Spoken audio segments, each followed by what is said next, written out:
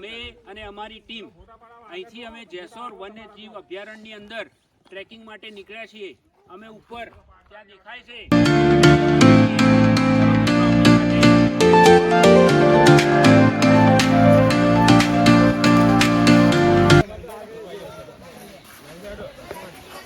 નમસ્કાર મિત્રો, આપ અહીંયા જોઈ રહ્યા છો કેદારનાથ હિલ્સ ટ્રેકિંગના રસ્તા પર અહીંયા નદીનો પટ છે અને ખૂબ જ નયનરમ્ય નજારો અહીંયા જોવા મળે છે.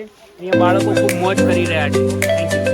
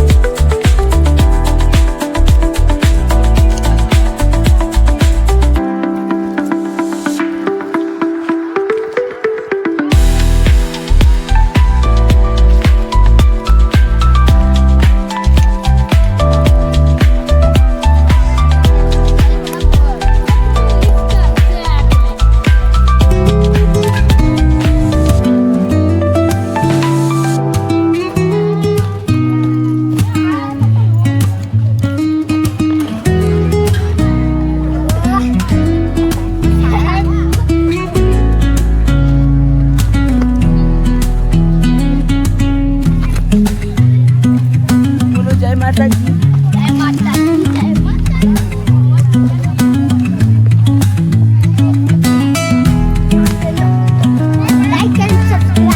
लाइक एंड सब्सक्राइब कीजिए हमारे साथ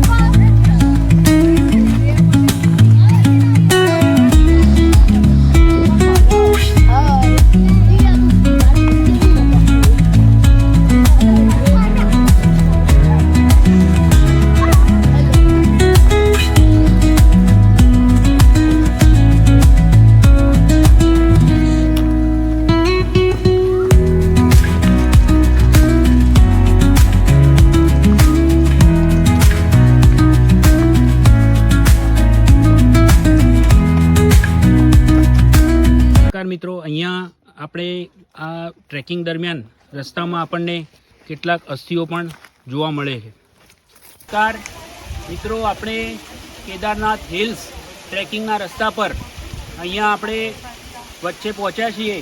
આપ અહીંયા કુદરતનો નજારો જોઈ રહ્યા છો. સરસ મજાનું ઝરણું અહીંયા વહી રહ્યું છે. આપણે હજી રસ્તામાં અડધે પહોંચ્યા છીએ. હજી આપણી સફર બાકી છે. આપણે અત્યાર સુધી જંગલના રસ્તેથી ટ્રેકિંગ કરીને આવ્યા છીએ. હવે આપણે પહાડ ચડવાના છે. આ પહાડ એ આપણા ગુજરાતની અંદર સૌથી ઊંચા ગિરનાર પછી બીજા નંબરની ઊંચાઈ ધરાવતો આ જેસોર પર્વત છે અને અહીંયા આપણે ટ્રેકિંગ માટે આવ્યા છીએ. અહીંયા આપણી સાથે આપણી ટીમ, આપણા વિદ્યાર્થીઓ પણ સામેલ છે.